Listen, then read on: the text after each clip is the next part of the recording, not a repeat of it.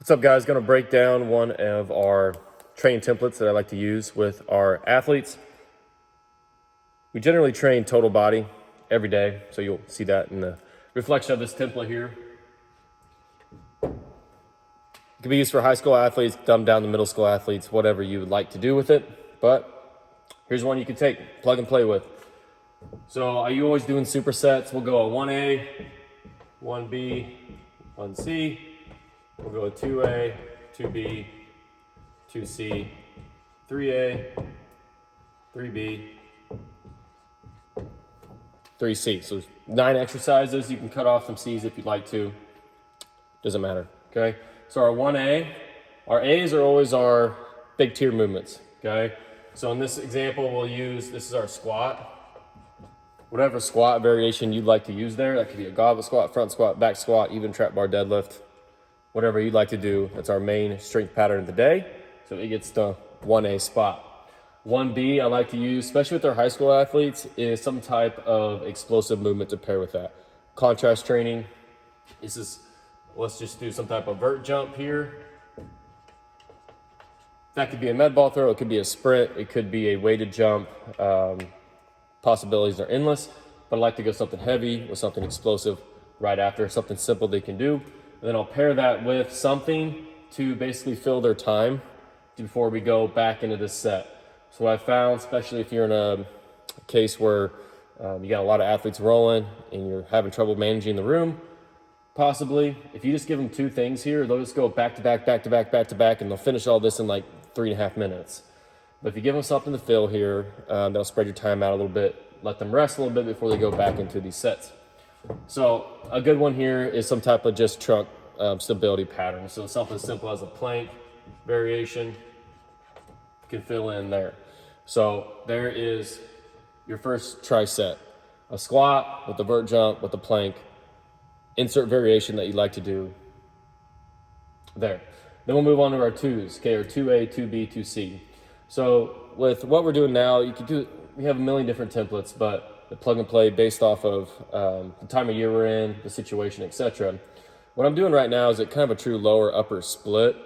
So with our squat day here, obviously our main lower body focus, we're going to do a single leg squat. So this is what called bilateral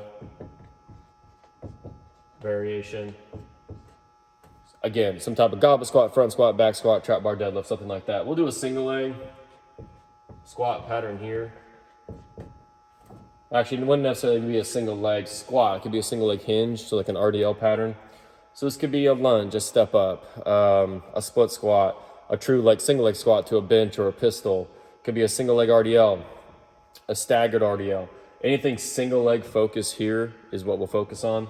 And I'm gonna pair that with some type of upper body pattern here. So it's our main lower body day. Doesn't mean we can't do upper body stuff. And when I fill in pairings, if a single leg squat's our main focus here on the 2s, our secondary movement on our B will be something opposite of the single leg, whether that or lower body, so we'll go upper body. It's usually something we need to work on. So something as simple as we'll go like a band. We'll just call it rear shoulder. If I'm talking in just, if I can spell. If I'm talking just movement patterns here, or sometimes we'll break it down into specific, sections of the body, like the rear shoulder. So this could be a pull apart, it could be a face pull, it could be a rear delt raise, something to build that upper back strength. A lot of athletes need strength back there for posture. I got this one athlete who just like this all the time, so we do a bunch of, big upper back stuff.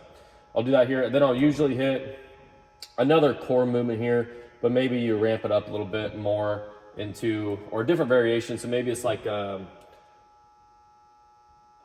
maybe like a hanging leg raise, something a little bit more difficult. We don't do a lot of crunches, stuff like that, but this is all trunk. If you want the actual category, I guess, trunk work. Some people call it core, whatever. Okay, that's where you can fill that in. So that's our next pair. We got a single leg pattern to complement our bilateral. We're doing something upper body, rear shoulder, and then some type of trunk work. In this specific example, I chose an exercise, so hanging leg raise, okay? Then our 3s here, this is just straight, what I like to do is just a work section. So this could be, we'll do like carries, farmer carries, sled drags, just maybe some more unconventional stuff like tire flips. And this could be set up as like sets and reps, or also like for time, just get them moving, get them working here. So we'll throw posterior chain, we'll go some type of carry, and we'll go upper body again here too. So easy one we could do. So if we've done our squat patterns, we're gonna do some type of lower body posterior chain. So let's do maybe a knee dominant. If you don't go categories, knee dominant, or like hamstring dominant. Posterior chain exercise to be like a glute ham raise, something like that. Glute ham. With a something upper body again. So another like row exercise probably, or maybe gun show stuff. So let's do that, more fun. We'll go bicep curls. It's okay to put bicep curls in your programming. Let your athletes feel good about themselves. That's not a bad thing. It's actually a great thing. Okay, bicep curls, and then we'll go again some type of work thing. So we'll go like a carry or a sled push or sled drag, tire flips, walking lunges, something difficult, something to not function. I don't really like that word. It's fine.